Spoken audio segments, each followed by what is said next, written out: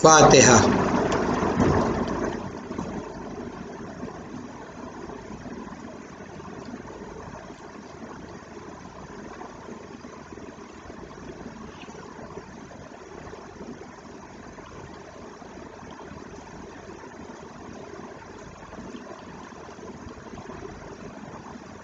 औज़ु बिल्लाहि मिनश शैतानिर रजीम। बिस्मिल्लाहिर रहमानिर रहीम।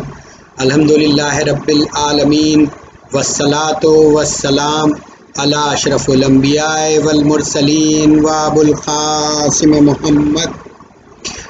अम्मा बादु फ़क़द क़ालल्लाहु तबारका व तआला फ़ी मुहकमे किताबिहिल मुबीन व हुवा अस्दक़ुस सादिक़ीन व क़ौलुहुल हक़। बिस्मिल्लाहिर रहमानिर रहीम। वमा ख़लक़तुल जिन्ना वल इंसा इल्ला लिआबुदून। एक सलवात भेजे मोहम्मद वाले। आप हजरात से गुजारिश है कि एक सूरह फातिहा पढ़ के मरहूम सैयद मुस्तफ़ा हुसैन रिज़वी उर्फ सुल्तान आलम इब्ने सैयद मुज़फ़्फ़र हुसैन रिज़वी साहब की रूह को बख्श दें।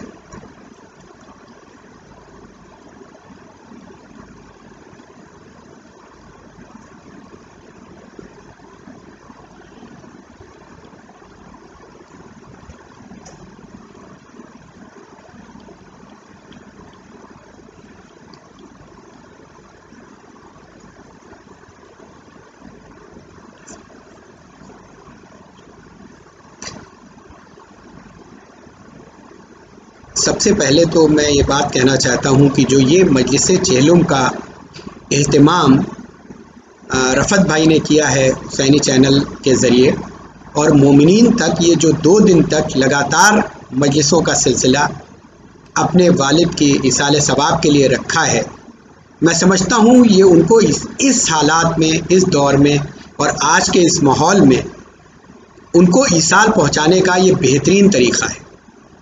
क्योंकि यहाँ तक मैं समझता हूँ कुछ चीज़ें ऐसी बयान की गई हैं जो सवाब जारिया का काम करती हैं। यानी अगर कोई मरहूम जो इस दुनिया से चला गया है वो कुछ ऐसे काम छोड़ जाता है, मसलन अगर वो कोई इमामबाड़ा बनवा दे, कोई एक मस्जिद बनवा दे जिसमें लोग आकर के नमाज़ पढ़ें, मजलिस बर्पा करें, तो जब तक उस जगह पे नमाज होती रहेगी, जब तक उस जगह पे इबादत होती रहेगी, तब तक उसको सवाब मिलता रहेगा। इसी तरीके से ये सब आपकी सुनी हुई बातें हैं। अगर कोई एक दरख्त लगा दे, जब तक उस दरख्त के साए में लोग आकर के बैठते रहेंगे, उससे जानवर भी आकर के अगर उसके साए में बैठ रहे हैं तो उस मरहूम को सवाब मिलता रहेगा। पानी का कोई इंतज़ाम कर दे, जब तक पानी लोग पीते रहेंगे उस पानी पीने की जगह से, तब तक उस मरहूम को सवाब मिलता रहेगा। लेकिन जहाँ तक मैंने आलिम दीन से सुना है और बुज़ुर्गों से सुना, जो बेहतरीन एक अमल है जो एक इंसान इस दुनिया में छोड़ करके जाता है कि जिसका सवाब जारिया की हैसियत से उसको हमेशा मिलता रहेगा, वो है एक नेक औलाद को छोड़ जाना। तो मैं यहाँ पे रफ़त भाई के दिल की तस्कीन के लिए ये बात कहना चाहता हूँ कि वो जो ये काम अंजाम दे रहे हैं वो भी आज के हालात में, जब एक बीमारी की वजह से, एक वबा की वजह से, मेडिकल गाइडलाइंस की वजह से और गवर्नमेंट गाइडलाइन की वजह से हम अपने मरहूमीन को उस हिसाब से इसाले सवाब नहीं कर पा रहे हैं जो हमारा अब तक का तरीक़ा रहा है। ना उस तरह से हम मजलिसें कर पा रहे हैं, ना हम उस तरह से लोगों को फ़र्श अज़ा पे बुला पा रहे हैं, ना हम उस तरह से मजलिसों का एहतमाम कर पा रहे हैं। लेकिन ये जो ज़रिया शुरू किया है, और वैसे भी रफ़त भाई इस बात के लिए कि हुसैनी चैनल के ज़रिए वो जिस तरह से लखनऊ में और आसपास के तमाम ज़िलों में, और अब तो हिंदुस्तान के दूसरे सूबों के भी कई ज़िलों में हुसैनी चैनल के ज़रिए आज़ादारी को जिस तरह से फ़रोग़ दे रहे हैं, जिस तरह से आज़ादारी और इमाम हुसैन के पैगाम को लोगों तक पहुँचा रहे हैं, वो जब तक इस पैगाम को और ये नेक काम ये अंजाम देते रहेंगे, तब तक उनके वालिद को इसका अज्र और इसका सवाब मिलता रहेगा। और ये बेहतरीन कहना चाहिए जो उनको अज्र है, जो उनकी रूह को मिलेगा और उनकी रूह के लिए ईसाल होगा। यहाँ मैं एक बात और कहना चाहता हूँ, क्योंकि हर इंसान की ज़िंदगी में कुछ ऐसे वक्त आते हैं और शायद ये वक्त इस खानवादे के लिए कुछ मुश्किल का वक्त है। मैं आप चाहता हूँ कि बीमार करबला के सदक़े में, जनाब सैयदा के सदक़े में, जनाब सकीना के सदक़े में, जनाब सकीना को उनके चचा के बाजुओं का वास्ता दे करके मैं आप हजरात से चाहता हूँ कि वो इस बात की दुआ करें कि रफ़त भाई के छोटे भाई अज़ीम जो इस वक्त अलील हैं और जो बीमार हैं, हालांकि अब पहले से माशाल्लाह बेहतर हैं, तो हम सब दुआ गो हैं कि वो जल्द से जल्द पूरी तरीके से सेहतयाब हों और सेहतयाब होकर के वापस अपने खानवादे के साथ आएँ। और अपने खानवादे के साथ हंसी खुशी अपनी आगे की ज़िंदगी को बिताएं। एक सलवात भेज दे मोहम्मद वाले। इस तमहीद के साथ मुझे अपनी बात शुरू करनी थी, और चूँकि अब अय्याम अज़ा क़रीब है तो जो भी मोमिनीन हैं, जैसा कि तमाम ज़ाकिरीन ये बात पढ़ते हैं कि अज़ादारी अज़ा इमाम हुसैन और एक मोमिन का रिश्ता जो है ये एक मछली और एक पानी का रिश्ता है। तो अगर आप ये देखिए तो इसमें जो हमारी कैफियत है, जो हमारे दिलों की कैफियत है, तो अब जैसे जैसे अय्याम अज़ा क़रीब आ रहे हैं तो हम बेचैन हैं, हमारा दिल बेचैन है कि किस तरह से हम अपनी शहज़ादी को पुरसा देंगे, उनके लाल का पुरसा देंगे, कैसे इमाम हुसैन की फ़र्श अज़ा बिछाएंगे, कैसे मजलिसों का एहतमाम करेंगे, कैसे जुलूस का एहतमाम करेंगे। इससे पहले एक मजलिस कुछ दिन पहले मैंने पढ़ी थी जिसमें कुछ बातें मैंने तमहीद के तौर पर कही थी, और आज भी इसीलिए मैंने जिस आयत को सरनामा कलाम करार दिया है उसी रेफरेंस से और फिर आज के हालात में आज़ादारी के उन्वान से आपके सामने चंद बातें करना चाहता हूँ। जो आयत मैंने पढ़ी, अल्लाह का इरशाद हो रहा है कि मैंने नहीं खल्क़ किया जिन्न और इंस को मगर इबादत के लिए। तो कुछ बातें जो मैंने पिछली मजलिस में कही थी, तो आपके दिमाग को, जहन को वहाँ तक मुतवज्जे करने के लिए जल्दी जल्दी कुछ पॉइंट्स आपके सामने रखना चाहता हूँ। तो इस्लाम में इबादत का तसव्वुर क्या है? तो सबसे पहले आप ये देखिए कि अल्लाह ने ये इरशाद फरमाया कुरान मजीद में, कई आयतें मौजूद हैं जो मैंने पिछली मजलिस में कोट भी की थी, रसूल अल्लाह की हदीस है, आइम्मा मासूमीन की हदीस है, जिसमें यह बयान किया गया है कि हर इंसान को अल्लाह ने इस्लाम मज़हब पे खल्क़ किया है। अब वो इस पे डिपेंड करता है कि किस फैमिली में पैदा हुआ, कैसे उसकी परवरिश हुई, कैसे उसका डेवलपमेंट हुआ और कैसे उसने किस अक़ीदे को फॉलो किया और कैसे अपनी ज़िंदगी को आगे बढ़ाया। तो ये इंसान के अंदर अपने क्रिएटर को मानने की इनहेरेंट प्रॉपर्टी अल्लाह ने रखी है, और इसको आइम्मा मासूमीन ने इस तरीके से बयान किया। एक वाक़या मैंने पढ़ा था, उसको जल्दी जल्दी आपके सामने रिपीट कर दूं कि एक बार जब छठे इमाम से किसी ने ये पूछा था, और एक ऐसा एथिस्ट था जो अल्लाह को नहीं मानता था, उसने आकर के ये कहा कि मैं कैसे यकीन करूं कि कोई क्रिएटर है, कोई अल्लाह है, मैं नहीं मानता हूं कि किसी ने हमें क्रिएट किया है। और आज के भी बहुत से लोग ऐसे हैं जो बिग बैंग थ्योरी में यकीन करते हैं, तो जो अल्लाह को नहीं मानते हैं। तो उसने भी ये बात कही। अब देखिए यहाँ पे हमें ये भी समझना चाहिए कि आइम्मा मासूमीन का लोगों को दर्स देने और समझाने का तरीक़ा क्या है। तो इमाम मासूमीन ने उससे पूछा कि तुम करते क्या हो? उस शख्स ने ये कहा कि मैं ताजिर हूँ, तिजारत करता हूँ, मैं ट्रेड करता हूँ और शिप के ज़रिए एक जगह से दूसरी जगह पे सामान को लेकर के जाता हूँ। तो अब मौला ने उससे पूछा, क्या जब तुम शिप लेकर के जाते हो तो कभी क्या तुम किसी ऐसी मुसीबत में या किसी तूफ़ान में भी मुब्तला हुए हो? तो वो क्या जवाब देता है? वो कहता है, हाँ मौला, कई बार ऐसा हुआ कि जब तूफ़ान आया। तो मौला पूछते हैं, तो तुमने ऐसे में क्या किया? उसने कहा, ऐसे में हम कोशिश ये करते हैं कि हम जो जहाज़ हो, जो शिप हो, उसका जो सबसे सेफ एरिया हो, जो एंकर वाला एरिया हो, जब तक हमें मदद ना मिल जाए, हम मदद के लिए SOS कॉल भेजते हैं, लेकिन हम ऐसी जगह पे जाकर के अपने आप को बचाने की कोशिश करते हो जिस जगह पे हम सेफ रह सकते हैं, और हम अगर कोई लाइफ जैकेट जैसी चीज़ है तो उसको पहन लेते हैं। अब मौला पूछते हैं, जब ये बिल्कुल वक्त होता है तो उस वक्त तुम्हारे जहन में क्या तसव्वुर चल रहा होता है?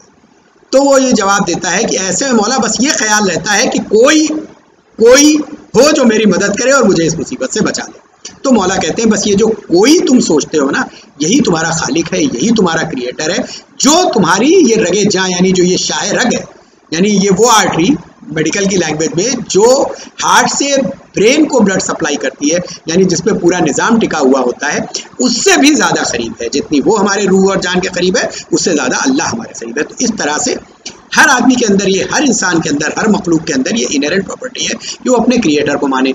जब ये बात समझ में आ गई तो उसके बाद दूसरा मफहूम आया कि इबादत कहते किसको है। तो इस्लाम ने इबादत का क्या तसव्वुर बताया, जो एक कॉमन तसव्वुर बच्चों को समझाने के लिए नमाज, रोज़ा, हज, ज़कात, खुम्स, जिहाद, ये सारी जो चीज़ें हैं ये रुकन इबादत है, ये इबादत करने के तरीक़े हैं, ये इबादत का तरीक़ा है। बट असल इबादत क्या है, वाकई इबादत कहते किसको हैं? इस्लाम की लैंग्वेज में आइम्मा मासूमीन ने फिर हमें इसका जवाब दिया, मेंबर सलूनी से इसका जवाब मिला, और ये जवाब मिला कि असल इबादत का मतलब है कि अल्लाह के हुक्म को हर वक्त मानना और अल्लाह के बताए गए क़ानून और हुक्म के हिसाब से अपनी ज़िंदगी को बसर करना।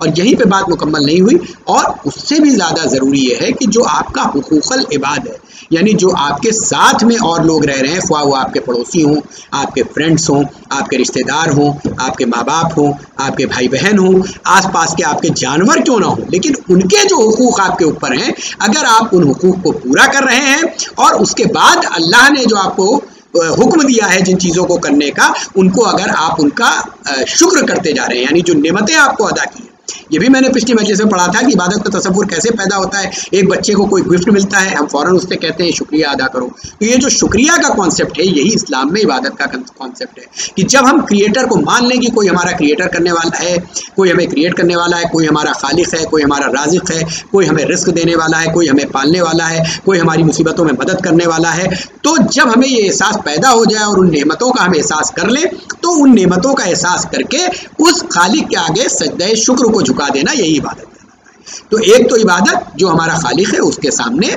सजदे शुक्र अदा करना, उसने जो हमें नेमतें दी हैं, उनको जिस काम के लिए वो नेमतें हमें अता की गई हैं, उसी काम के लिए अगर हम उसको सर्व करते हैं, उसी काम के लिए हम यूज़ करते हैं, तो इसका मतलब हम शुक्राने नेमत कर रहे हैं। और अल्लाह कुरान मजीद में इरशाद फरमा रहा है कि तुम शुक्राने नेमत करते जाओगे, हम नेमतों में इजाफा करते जाएंगे। तो शुक्राने नेमत करना और साथ में हुकूकुल इबाद बहुत ज़्यादा अहमियत है। देखिए, इस्लाम में इस बात को समझना है कि किसी रिचुअल का नाम इबादत नहीं है। आज मैं मेरा मेन जो एक मैं बच्चों तक जो मैसेज अपना देना चाहता हूँ, बिल्कुल कॉमन लैंग्वेज में, आलिम दीन मैं बहुत बेहतर मुझसे जानते हैं और मुझे कोई हक़ नहीं है कि उनके सामने मैं इस तरह की बात करूँ, लेकिन जो बच्चे इस मजलिस को सुन रहे हैं, मैं उनके सामने ये बात रखना चाहता हूँ कि आखिर हकीकतन इबादत क्या है। हम इबादत को इस्लाम में किस तसव्वुर से समझें और कैसे इन इबादतों को बजा लाएं, वक्त के हिसाब से, माहौल के हिसाब से, अपनी ज़रूरतों के हिसाब से, अपनी ख्वाहिशात के हिसाब से, अपने नफ्स के हिसाब से। ये सब बातें मैं क्यों कह रहा हूँ, मैं अभी इनको एक्सप्लेन करूँगा। तो इबादत का तसव्वुर क्या है? सबसे पहला तसव्वुर यह है कि हम इस बात का इकरार कर लें कि कोई हमारा क्रिएटर है, कोई हमारा राज़िक है, कोई हमें रिस्क बांटने वाला है, कोई हमारे खाने का इंतज़ाम करने वाला है, कोई हमें रोज़ी रोटी देने वाला है, और फिर हम उसका शुक्रिया इस तरह से अदा करें जैसे हमें इबादत का तरीक़ा बताया गया है। इबादत के रुक्न बताए गए, नमाज, रोज़ा, इन सब से ऊपर यहाँ पर मैं आइम्मा इसलिए कोट करना चाहता हूँ कि आपको कहीं से ये तसव्वुर ना पैदा हो कि इबादत का मतलब सिर्फ नमाज में लगे रहना है, सिर्फ मस्जिद में रहना है। तो आपके सामने मशहूर वाक़या है मौलाए कायनात का कि एक बार मौलाए कायनात ने देखा कि मस्जिद में मौलाए कायनात जब तशरीफ़ लाए तो कुछ नौजवान थे जो बैठे हुए लगातार इबादत कर रहे हैं, दुआएं पढ़ रहे हैं। एक दिन बीत गया, 2 दिन बीत गया, तीसरा दिन बीत गया। जब तीसरा दिन बीत गया तो मौलाए कायनात ने अपने असहाब को बुला करके पूछा कि ये कौन लोग हैं। तो मौलाए कायनात को ये बताया गया कि ये वो नौजवान हैं जो दिन भर अल्लाह की इबादत में मसरूफ़ रहते हैं। तो मौलाए कायनात ने कहा कि इनके घरों को कौन चलाता है, इनकी परवरिश कौन करता है, इनके अहलो अयाल का ख्याल कौन रखता है। तो लोगों ने कहा कि हम लोग इनकी मदद करते हैं। अब मौलाए कायनात ने उनको बुला के समझाया और उनको असल इबादत का मकसद समझाया। कहा इबादत ये नहीं है जो तुम कर रहे हो, इबादत यह है कि तुम अपने बच्चों की परवरिश भी करो, अपने अहलो अयाल का ख्याल रखो, अपने वालिदैन की इताअत करो, अपने वालिदैन के रिस्क और खाने पीने का भी इंतज़ाम करो, और उसके बाद जो अल्लाह ने तुम्हें इबादत का तरीक़ा बताया है, जो नमाज और रोज़े का हुक्म दिया है, उस तरह से नमाज और रोज़े को बजा लाओ, तब तुम सही मानों में आबिद कहलाओगे। तो इबादत का सिर्फ ये माने नहीं है। देखिए, चौथे इमाम का एक मशहूर वाक़या है, छठे इमाम का, कि छठे इमाम एक बार एक खेत में काम कर रहे थे और एक जैसा कि एक सारे आइम्मा मासूमीन की ये हिस्ट्री रही है कि उन्होंने यहूदियों के, ईसाइयों के खेत में या दूसरे मुसलमानों के यहाँ एक नमूना अमल पेश किया है। इस तरह से काम करके, इस तरह से मेहनत करके लोगों को एक दर्स दिया है। तो छठे इमाम, सख्त गर्मी थी और सख्त गर्मी में पसीने के आलम में आप मसरूफ़ थे। वहाँ से आपके कुछ साथी वहाँ से असहाब गुजरे। अब असहाब के जहन में ये ख्याल आया, उनके जहन में ये ख्याल आया कि आप जैसी पायस सोल, आप जैसी नेक और ऐसे ख़ानदान को बिलोंग करने वाले, ख़ानदान रिसालत को बिलोंग करने वाले, और वो इतनी मशक्क़त क्यों कर रहे हैं इतनी गर्मी में। माज़अल्लाह, देखिए उनके जहन में ख्याल है, माज़अल्लाह के रुपए पैसे की चाहत है, जो सब चीज़ छोड़ करके और आप इस तरीके से पसीना बहा रहे हैं, इस तरह से गर्मी में मेहनत कर रहे हैं। तो वो लोग आए और आकर के उनमें से किसी एक शख्स ने ये कहा मौला से कि मौला, अगर आप इस वक्त यहाँ पर मसरूफ़ हैं और इस वक्त आप अल्लाह की इबादत में मसरूफ़ नहीं हैं, बल्कि इस तरह से मेहनत और मशक्क़त कर रहे हैं, और अगर इस वक्त खुदा न खास्ता आपका इंतकाल हो जाए, तो क्या आपको इबादत का सवाब और कैसे, क्या इसका क्या रद्द-ए-अमल रहेगा। मौला मुस्कुराए, छठे इमाम मुस्कुराए और मुस्कुरा के उससे ये कहते हैं कि मैं ये समझता हूँ कि एक, और मैंने अपने दादा, अपने नाना से सुना है, रसूल इस्लाम की हदीस ये है कि अगर कोई इंसान अपने ख़ानदान की परवरिश के लिए, अपने माशरे की फ़लाह के लिए, लोगों के लिए मेहनत और मशक्क़त कर रहा है और उस मेहनत और मशक्क़त में बिज़ी है, जो वाजिब इबादतें हैं वो ज़रूर बजा ला रहा है, लेकिन अगर इन मशक्क़तों को करते हुए वो इस दुनिया से चला जाए तो उसका सवाब एक मस्जिद में अगर इबादत करते हुए उसको मौत आ जाए उससे कहीं ज़्यादा मिलेगा। तो ये मेरे बच्चों एक समझने की चीज़ है कि इस्लाम ने इबादत का तसव्वुर इस बात पे जोर दिया है कि किस तरह से हम अपने माशरे को डेवलप करें और जो वाजिब रुकन हैं, जो इबादत के वाजिब तरीक़े हैं उनको बजा लाएं, लेकिन साथ में हम मेहनत और मशक्क़त से अपने माशरे की फ़लाह के लिए, अपने जो और आसपास के लोग हैं, अपने बच्चों की एजुकेशन के लिए, इन सब लोगों के लिए मेहनत करें। अब यहाँ पे एक चीज़ मैं एक वाक़या और देख रहा था कि देखिए इसमें रोकता कौन है। इंसान को जब ये तसव्वुर हो जाता है कि मेरा कोई खालिक है, क्रिएटर है, लेकिन नफ्स जो होता है इंसान का, यानी सोल होती है, ये एक ऐसी चीज़ है जो हमेशा गुनाहों की तरफ खींचती है, यानी शैतान बहकाने के लिए है और हमारा नफ्स जो है वो हमें बुराइयों की तरफ ले जाता है। इसीलिए बार बार नफ्स को कंट्रोल करने का हुक्म कुरान मजीद में भी दिया गया है और आइम्मा मासूमीन की हदीस में भी दिया गया है। एक बार रसूल इस्लाम गुजर रहे थे, रास्ते में रसूल इस्लाम ने देखा कि एक इंसान था जो एक बहुत ही भारी पत्थर और उसको उठा रहा था और रास्ते में वो था जिससे लोगों का रास्ता रुक रहा था। तो ये वो एक नेक अमल अंजाम दे रहा था कि वो उस भारी पत्थर को, वो ताकतवर इंसान था, उसने उठाया, रसूल इस्लाम ने देख रहे थे, असाब भी देख रहे थे और उसको उस रास्ते से हटा के उस रास्ते को क्लियर कर दिया, लोगों के लिए वो पैसेज क्लियर कर दिया। जब ये चीज़ देखी रसूल इस्लाम ने तो लोग आए और लोगों ने कहा कि जो उसने ये अमल अंजाम दिया है, जो ये वज़न उठाया है, इतना भारी वज़न उसने उठाया है, तो उसका क्या सवाब है। रसूल अल्लाह ने कहा बेशक इसका बहुत बेहतरीन अजर है और बहुत बेहतरीन सवाब है, क्योंकि उसने ये वज़न उठा करके लोगों का रास्ता क्लियर किया है, लोगों की मदद की है। तो लोगों ने पूछा कि क्या इससे बड़ा भी कोई वज़न है जो हम उठा सकते हैं।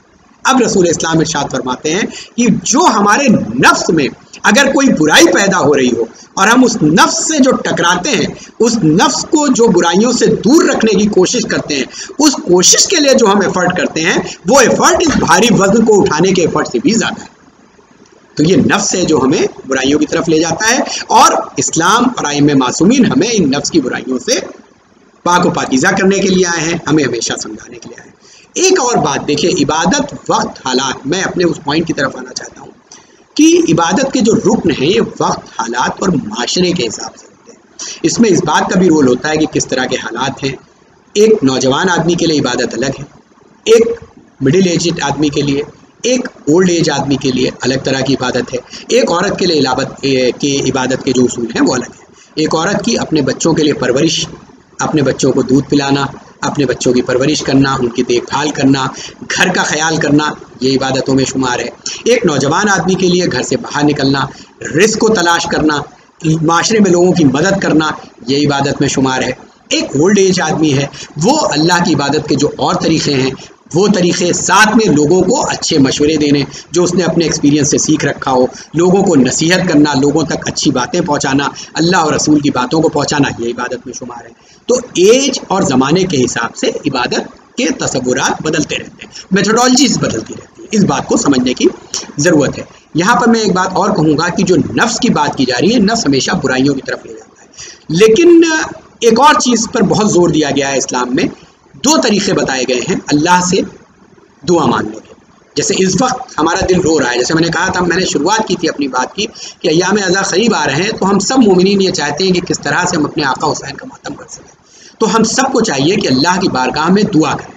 अब दुआ करने के तरीक़े बताए गए हैं, जैसे इबादत के तरीक़े बताए गए हैं, वैसे दुआ करने के तरीक़े बताए गए हैं। छठे इमाम से किसी ने आकर के पूछा था कि दो शख्स हैं जो मस्जिद में गए और एक ने वहाँ जाकर के दुआ मांगनी शुरू की और बेइंतहा दुआएं पढ़ता रहा, जो भी दुआएं आपके बुजुर्गों ने बताई हैं वो सारी दुआएं करता रहा और अल्लाह के सामने दुआ मांगता रहा। दूसरा शख्स गया जो वहाँ जाने के बाद इस्तग़फ़ार करता रहा, यानी वो सिर्फ अपनी गुनाहों की माफ़ी मांगता रहा कि मैं मुझसे जो गुनाह हुए हैं मुझे माफ़ कर दे और उन गुनाहों की माफ़ी के सदक़े में मेरी दुआ।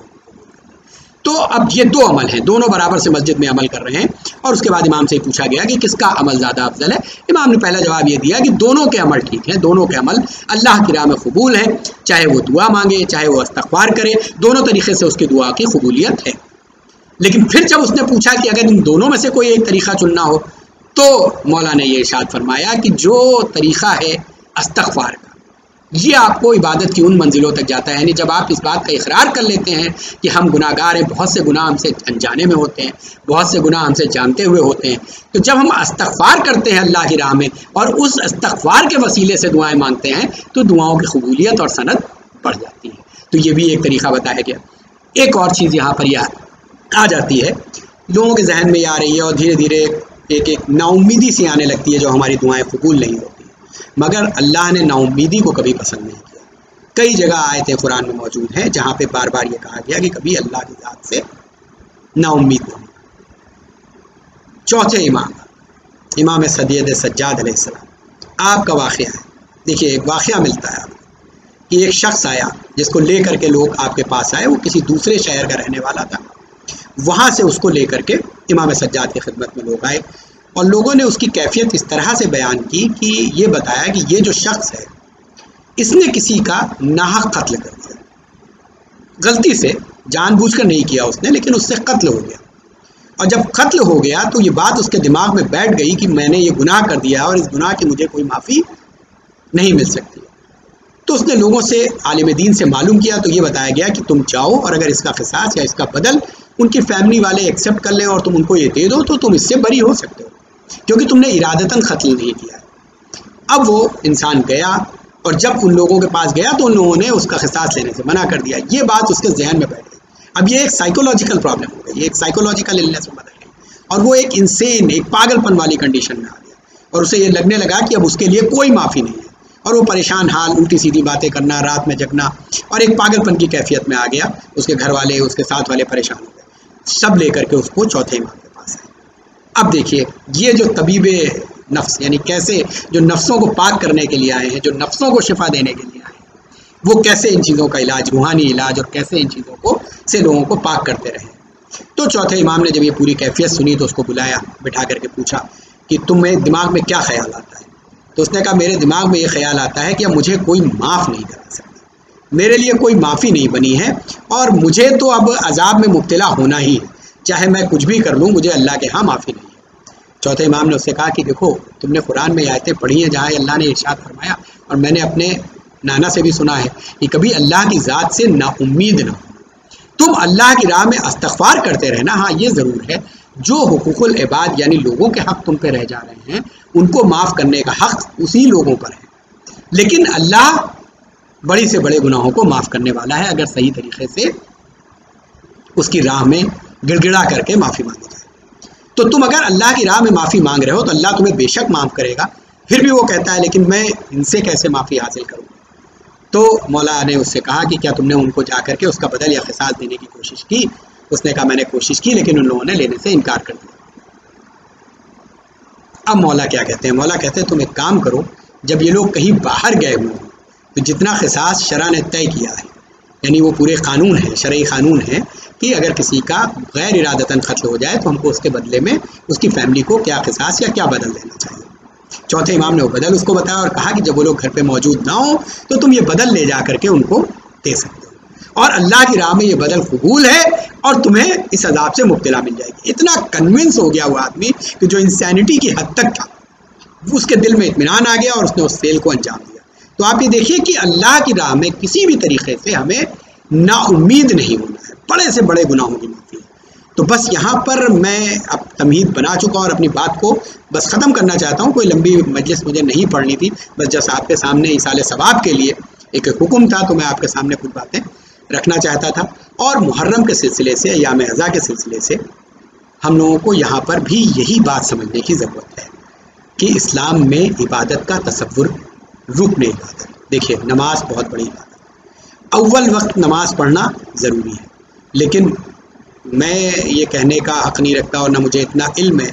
अगर मैं गलत हूँ तो मैं चाहूँगा कि लोग मुझे करेक्ट भी कर दें, लेकिन जहाँ तक मैंने आलिम दीन से सुना है कि कुछ मौके और कुछ वक्त ऐसे बताए गए हैं जहाँ पे मसलन अगर नमाज का वक्त हो रहा है, किसी इंसान को, आप डॉक्टर हैं और आप ऑपरेशन में मुब्तला हैं, अव्वल वक्त नमाज का है, लेकिन इसीलिए नमाज के वक्त का एक्सटेंशन रखा गया है कि पहले आप वो ऑपरेशन कर लें, उस मरीज़ की जान को बचा लें, उसके बाद आप वक्त रहते हुए नमाज को अदा कर लें। अगर आप नमाज की तैयारी कर रहे हैं, वज़ू करने के लिए नदी के किनारे हैं, कोई शख्स डूब रहा है, चाहे वो किसी मज़हब का मानने वाला हो, मुसलमान हो या ना हो, पहले आप उसकी जान बचाएंगे, उसके बाद नमाज को अदा करेंगे। इसी तरीके से ये तो हो गए इस तरह के उसूल। उसके अलावा इबादतों के बारे में एक हुक्म और दिया गया कि जब तक तुम्हारी लौ न लगी, यानी अंदर से तुम इबादत करने का जज्बा ना पैदा हो, उस वक्त इबादत करने से वो फ़ायदा हासिल नहीं होगा। यानी अगर तुम्हें नींद आ रही हो, बहुत सख्त नींद आ रही हो, नींद के झोंके आ रहे हो, तुम्हें लग रहा है कि इस वक्त मैं जो नमाज़ पढ़ूंगा वो सही तरीके से अदा नहीं हो पाएगी, तो यहाँ तक हुक्म है कि तुम पहले अपनी नींद को पूरा कर लो, उसके बाद नमाज को अदा करो, अगर नमाज क़ज़ा होने का वक्त नहीं है तो इस तरह की चीज़ें आपको मौके और वक्त के साथ आपके सामने ये चीज़ें पेश की गई। रुकन इबादत के लिए। असल रूह इबादत क्या है? अल्लाह के हुक्म को मानना। रोज़ा रखना है, रोज़ा आपको रखना है, रोज़ा आप पर वाजिब है। हर मुसलमान पर बालिग होने के बाद रोज़ा वाजिब है। लेकिन यहीं पे कुछ शराइत आ जाती है कि अगर आप सफ़र में हैं, अब अगर सफ़र में रहते हुए आपको लगता है कि आप बहुत ताकतवर हैं, आपके अंदर बहुत ताकत है, आपको रोज़े से कोई फ़र्क नहीं पड़ेगा और आप वाजिब रोज़ा रख लें, तो क्या आपको वाजिब रोज़े का सवाब मिलेगा? अगर वो खस रहे, नहीं मिलेगा। यानी रोज़ा रखना इबादत है, लेकिन ऐसे में रोज़ा ना रखना इबादत है, क्योंकि यहाँ पर रोज़ा खस रहे। तो इबादत का असल मफहूम जो है वो इताअत इलाही का नाम है, यानी अल्लाह ने जो हुक्म दिया है उसको मानना। अपनी जिद्दत या अपनी जिद को मानने का नाम इबादत नहीं है। असल इबादत है अल्लाह के हुक्म को मानना। और बार बार अपनी बात पर स्ट्रेस दे रहा हूँ कि जो हुकूकुल इबाद है अपने पड़ोसियों का, अपने मुल्क वालों का, ये मैं यूँ ही नहीं कह रहा हूँ, ये आप कहीं भी पढ़ेंगे आपको हर जगह यही चीज़ मिलेगी। ये हुकूक आपको पहले अदा करने हैं, तब अल्लाह के हुकूक और इबादतों को अदा करना है। अगर ये बाकी रह जाएंगे तो शायद मुश्किल हो जाएगी। इनको अदा करना आपको सबसे पहले अदा करने के लिए कहा गया है। तो वक्त और माहौल के हिसाब से इस तरह से इबादतों की जो तरतीब है या जो इबादतों का तरीक़ा है उनको बदला जा सकता है। बहुत हाथ जोड़ के, बहुत मुहद्दबाना कुछ बातें आपके सामने कहना चाहता हूँ। अज़ाए इमाम हुसैन हमारे लिए क्या माने रखती है? हमारी खिलकत, इस कौम की जो खिलकत है, जो हमें खल्क़ किया गया है, जो हमें पैदा किया गया है, हम दुआए फ़ातिमा ज़हरा का नाम, उस दुखियारी माँ की दुआ का नाम है कि जिसने रो करके जब इमाम हुसैन की विलादत हुई थी तो उस खुशी के मौके पे अपने नाना से, अपने बाबा से ये पूछा था, और जब शहादत नामा पढ़ा गया था तो एक मरतबा जनाब फ़ातिमा ने कहा था कि बाबा, जब मेरा हुसैन शहीद होगा, ना आप होंगे, ना मैं रहूँगी, ना अली मुर्तज़ा होंगे, ना हसन होंगे, तो मेरे बच्चे पर रोएगा कौन? उस वक्त ये दुआ दी गई थी कि हाँ, एक कौम पैदा होगी जो आपके बच्चों का मातम करेगी, जो आपके हुसैन का मातम करेगी, जो हुसैन के छोटे छोटे बच्चों की फर्शे अज़ा बिछाएगी, जो हुसैन की बीवियों के लुटी हुई चादरों का मातम करेगी। हाँ अजीज़ों, तो हम दुआए फ़ातिमा ज़हरा का नाम है और सदियों से हम आज़ादारी करते चले आ रहे हैं और आज़ादारी को देखते चले आ रहे हैं। वही बात यहाँ पर मैं हाथ जोड़ कर कहना चाहता हूँ कि रूह अज़ाए इमाम हुसैन क्या है? इमाम हुसैन के ऊपर गिरिया करना, इमाम हुसैन पर आंसू बहाना, अपने सरों सीनों पे तमाचों को मारना, तरह तरह के जो भी मातम हमारे आइम्मे कराम ने जिस तरह से हमें तालीम की है उस तरह से मरसिया और मातम करना, इस तरह से गिरिया करना अपने घरों में कि जिस तरह से एक माँ अपने बच्चे के मर जाने पर मातम किया करती है। यही हमें बचपन से सिखाया गया है और यही हम बचपन से देखते चले आ रहे हैं कि जैसे ही मुहर्रम का चाँद नमूदार होता है हमारे घरों की कैफियत है। बस यहाँ पर मैं आपसे एक दस्तबस्ता गुजारिश ये करना चाहता हूँ कि इस बार का मुहर्रम और मुहर्रम से मुख्तलिफ नज़र आ रहा है। उसकी वजह यह है कि कुछ मुसीबतें और कुछ मेडिकल प्रॉब्लम्स ऐसी हैं जिसकी वजह से शायद ऐसी गाइडलाइंस और इस तरह से हम दुआ कर रहे हैं। इमाम ज़माना की बारगाह में दुआ गो हैं, चौथे इमाम की बारगाह में, जनाब सैयदा की बारगाह में दुआ गो हैं कि अभी भी वक्त है। इमाम हुसैन के सदक़े में, खून इमाम हुसैन के सदक़े में इमाम ज़माना की से गुजारिश है और उनसे ये इल्तिजा है और हाथों को जोड़ करके ये दुआ है कि किसी तरीके से ये वबा ख़त्म हो जाए, ये गाइडलाइन नॉर्मल हो जाए और हम पहले की तरह से जुलूस व मुहर्रम व मातम अदा कर सकें। मगर मैं अपने नौजवानों से ये कहना चाहता हूँ कि अगर मान लीजिए इस तरह की कंडीशन रह भी जाती है तो यहाँ पर एक बहुत अहम मसला ये है, बहुत अहम मसला है, मैं मसाइब नहीं पढ़ रहा हूँ, यहाँ पर बहुत एक अहम मसला ये है कि अजीज़ों, अज़ाए हुसैन एक बहुत अजीम, एक वो इबादत, अज़ाए हुसैन ये कहने में मुझे कोई वो नहीं है कि अज़ाए हुसैन उस इबादत का नाम है जिसके साए में जितनी इबादतें मैंने इससे पहले जो भी इबादत, जिस तरह की इबादत का जिक्र किया है, सब इसी इबादत के साए में पड़ रही है और सभी इसी इबादत के साए में ही परवान चढ़ रही है।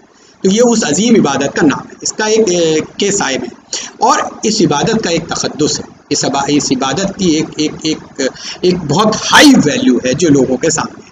यानी जब हम अज़ाए हुसैन मनाते हैं तो हिंदुस्तान का हम एक एग्जाम्पल ले लें, यहाँ पर सभी हमारे मज़हब को मानने वाले लोग नहीं हैं, लेकिन हमने बारहा ये देखा है, लखनऊ तो इसका एक मरकज़ है, छोटे छोटे गाँवों में देखा होगा कि जब अज़ाए हुसैन बर्पा होती है तो हर मज़हब व मिल्लत, आज के इस माहौल के बावजूद जहाँ दिलों में दूरियाँ पैदा की गई हैं, लेकिन फिर भी अज़ाए हुसैन एक ऐसा साया है जिस साए के नीचे लोग आते हैं और आ करके सब इसमें शामिल होते हैं। कोई नज़र का दूध ले रहा होता है, कोई जुलझना के सामने फूल चढ़ा रहा होता है, कोई ताज़ा खानों में दूसरे मज़हब का मानने वाला अनाज ले करके जा रहा होता है, कोई बच्चों के नाम पे सबील लगा रहा होता है, पानी और शरबत पिला रहा होता है। तो ये तखद्दुस है, लेकिन माहौल बदल रहा है, ये सोशल मीडिया का दौर है। और मैं यहाँ पर एक दो बातें कहूँगा, चाहे वो सोशल मीडिया हो, चाहे वो प्रिंट मीडिया हो, चाहे इलेक्ट्रॉनिक मीडिया हो, ये ओवरऑल एक मीडिया की गिरावट है कि अब किसी चीज़ पर किसी का कोई कंट्रोल नहीं रह गया है। किसी भी शख्सियत के बारे में, किसी के भी बारे में कुछ भी लिखना, कुछ भी कहना, किसी तरह के भी अल्फाज इस्तेमाल करना, ये लोगों की एक आदत सी बन गई है। जो चीज़ों को समझते भी नहीं है, जो लोग एहतराम भी नहीं जानते, जिन्हें हिस्टोरिकल फैक्ट्स भी नहीं पता है, वो भी कुछ भी लिख देते हैं। होता क्या है इस वक्त हमारे लिए अजीज़ों, ज़रूरी ये है कि हम किसी भी तरह का कोई ऐसा मौका ना दें किसी को भी, चाहे वो हमारे दोस्तों में से हो, चाहे वो हमारे दुश्मनों में से हो, चाहे वो इमाम हुसैन को जानता हो, समझता हो और इमाम हुसैन की कुर्बानी को समझता हो या ना समझता हो, लेकिन हम कोई ऐसा तसव्वुर ना पेश करें, कोई ऐसा काम ना करें अज़ाए इमाम हुसैन के उन्वान से कि लोगों तक ये मैसेज जाए कि लोग ये कहें कि देखो इन लोगों ने भी वही काम किया जो दूसरे लोग करते रहे हैं, जो गाइडलाइंस इनको बताई गई इन्होंने उस गाइडलाइंस को नहीं माना और ख़ुद भी मुश्किल में पड़े और दूसरों को मुश्किल में डाला। मैंने पिछली वाली मजलिस में ये बात कही थी और आज फिर ये कह रहा हूँ कि हमारी मुश्किल ये है कि हमें तो कल की किया गया है इस अदा के लिए। बखुदा मुझे ये कहने में कहीं कोई प्रॉब्लम नहीं है, कहीं कोई दूसरी सेकंड थॉट नहीं है कि अगर कोई ऐसा मामला होता, कोई ऐसी बीमारी होती, कोई ऐसी वबा होती, कोई ऐसी मुसीबत होती जो सिर्फ हमारे लिए होती, सिर्फ हम शियाने हैदर कर्रार के लिए होती, हुसैनियों के लिए होती, इमाम हुसैन का मातम करने वालों के लिए होती, तो हम अपने बच्चों को इस अदा पर कुर्बान कर देते, जैसे हमारे हमेशा से लोग करते आए हैं। हमने हमेशा से ये सुना कि आज़ादारी के लिए लोगों ने अपने बच्चों को कुर्बान कर दिया, इमाम हुसैन की ज़ियारत के लिए माओं ने अपने बेटों को कुर्बान कर दिया, लेकिन ये क्या था, ये अपनी ज़ात पर जो भी जुल्म, जो भी परेशानियां हुई, अपनी ज़ात पर उठी हुई। इसका हक़ हमको हासिल है, लेकिन हमको इसकी इजाज़त नहीं है कि हमारा कोई ऐसा अमल हो जो दूसरों को हलाकत में डालना हो, जो दूसरों को मुसीबत में डालना हो। तो दो चीज़ें, एक तो हुकूकुल इबाद कि हम कोई ऐसा अमल अंजाम दें जो बाद में इस तरीके से पेश किया जाए कि आपके इस अमल को करने की वजह से दूसरे लोग मुसीबत में आ गए, दूसरी कौमों में ये इन्फेक्शन फैल गया और उसके बाद हिंदुस्तान की हुकूमत को इस तरह की परेशानियां और दुश्वारियां पेश आईं, तो ऐसा कोई काम ना करें। और दूसरी तरफ कोई ऐसा जुमला अगर कल को सोशल मीडिया में, अखबार में, टीवी पे, मीडिया में लिखेगा तो हमारे नौजवानों को, हम लोगों का दिल भी दुखेगा, हमें जोश भी आएगा, हमारे अंदर एक दूसरी तरह की कैफियत भी पैदा होगी। तो बेहतर ये है, क्योंकि अज़ाए हुसैन, जैसे मैंने कहा कि इसका जो रूह अज़ाए इमाम हुसैन है वो आंसुओं का नजराना है।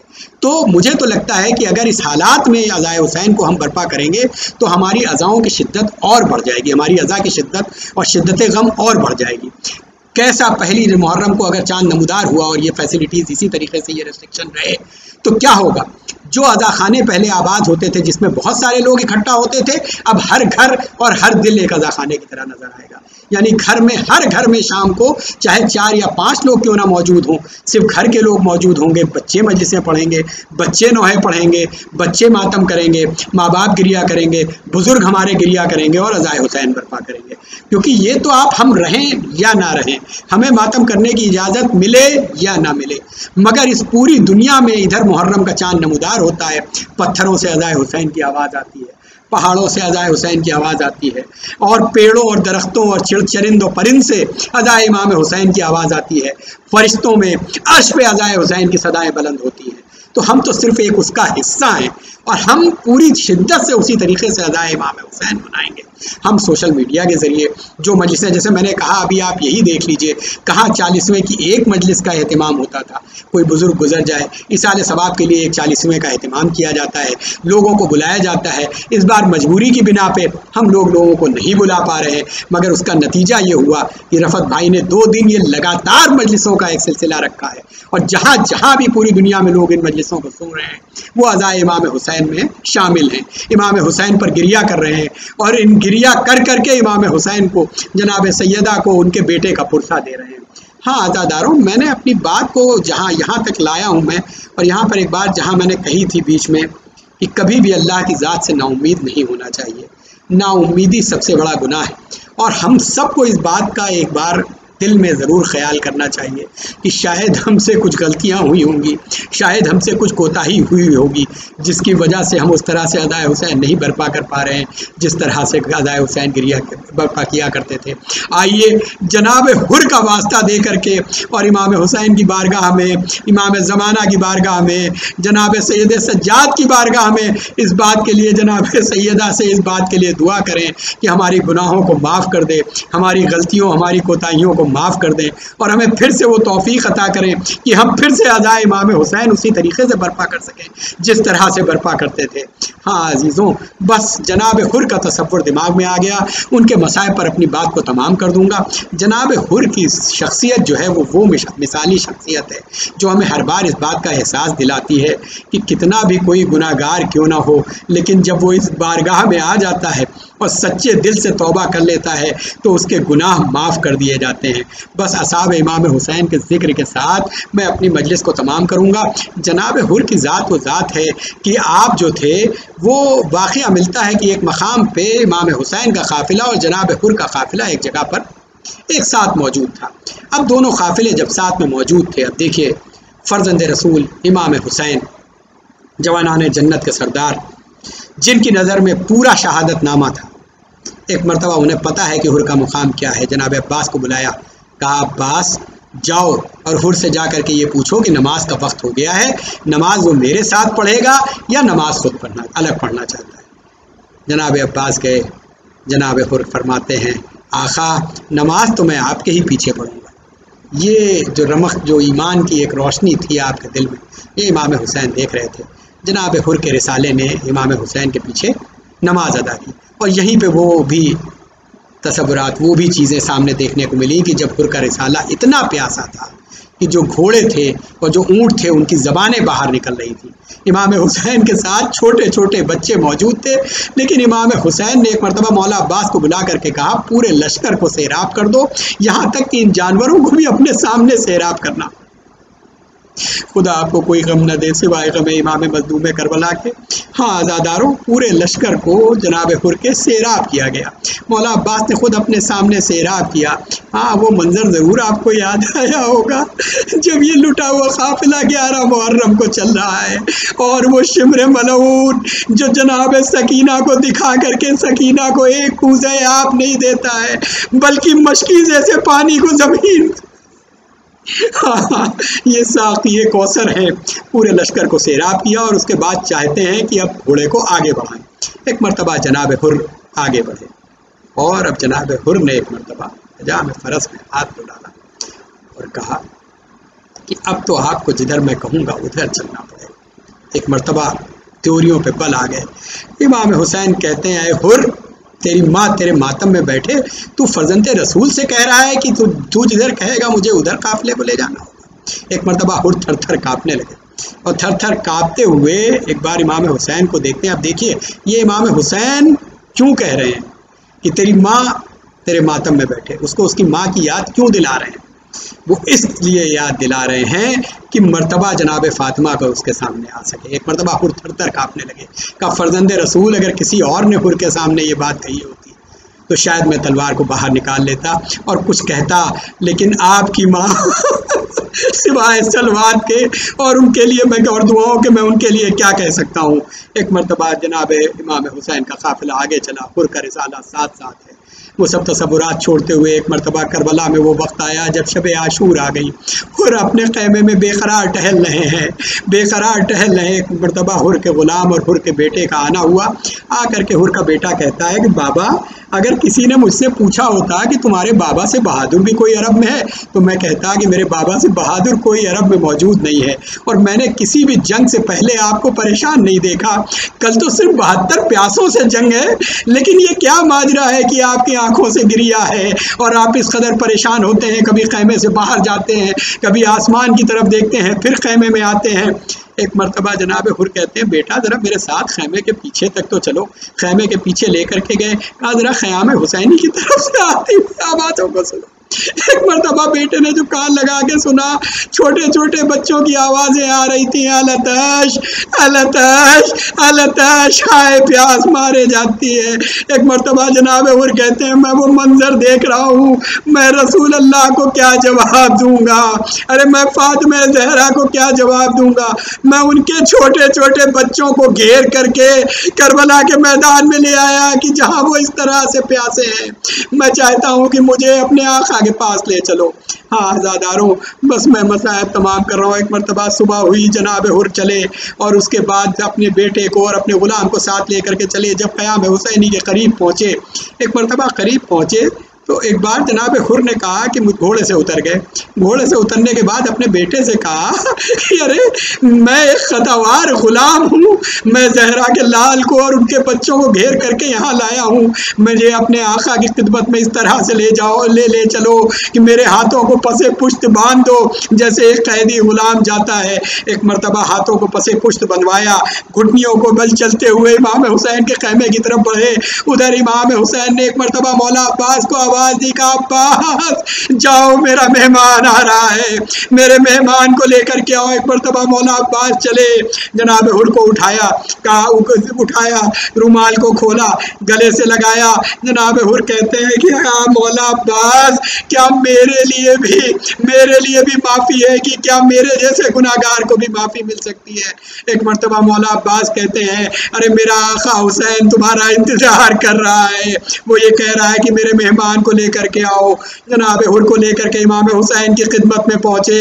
इमाम हुसैन की खिदमत में पहुँचे, जनाब हुर ने हाथों को जोड़ा, कहा आका क्या मुझ जैसे गुनाहगार को भी माफ़ी मिल सकती है। बस एक मरतबा फर्जंद रसूल ने कहा अरे हुर तुझे मैंने भी माफ़ किया, मेरे नाना ने भी माफ़ किया, मेरी वालिदा माजिदा ने भी माफ़ किया, मेरे अल्लाह ने तुझे माफ़ किया और मैं तुम्हारी शिफात की दुआ करूँगा। एक मरतबा जनाब हुर ने हाथों को जोड़ा और उसके बाद ये पहली कुर्बानी खुद की भी पेश की, अपने बेटे और अपने गुलाम को भी शहीद किया। जज़ाकुम रब्बकुम व खैरल जज़ा। बस 2 जुमले और उसके बाद आपकी ज़हमतों को तमाम करूँगा, क्योंकि इबादतों के उन्वान से और इबादतों के जो तरीक़े बदले जाते हैं जब वक्त के हिसाब से, हालात के हिसाब से, अल्लाह की इबादत, इमाम की नुसरत, उसके तरीक़े बदल जाते हैं। इसलिए बस आखिरी चंद कलमात आपके सामने उस नमाज का जिक्र करना चाहता हूँ जो ज़ोहर की नमाज इमाम हुसैन ने करबला के मैदान पे इस तरह से अदा की कि एक बार जनाब अबू सुमामा आगे बढ़े और कहा ए फर्जंद रसूल, नमाज का वक्त हो रहा है, हम नमाज अदा कर लें, बस जल्दी जल्दी अपनी बात तमाम करूँगा। एक मरतबा इमाम हुसैन ने कहा बेशक अबू सुमामा, तुम्हें अल्लाह नमाज गुजारों में शामिल करे, तुमने बहुत सही वक्त पर याद दिलाया है। एक मरतबा जमात के लिए खड़े हुए।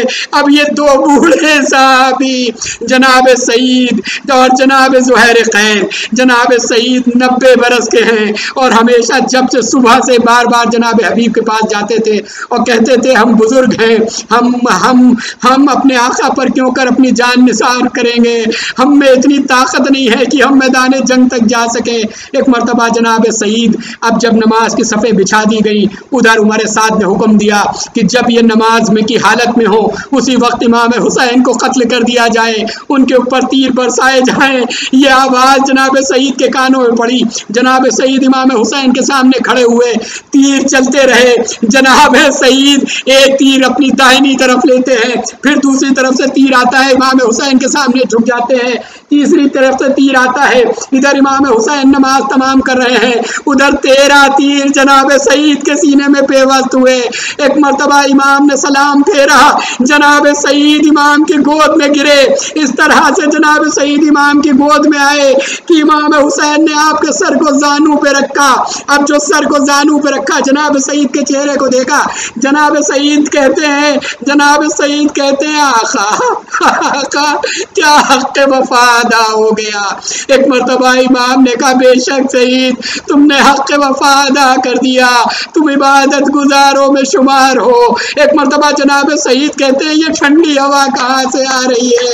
इमाम हुसैन ने कहा अरे ये अदब का मकाम है, मेरे नाना तुम्हारी बारगाह में तशरीफ ला रहे हैं, तुम्हें लेने के लिए आ रहे हैं। एक मरतबा जनाब सईद कहते हैं ये सामने से कौन मुझे सहारा दे रहा है।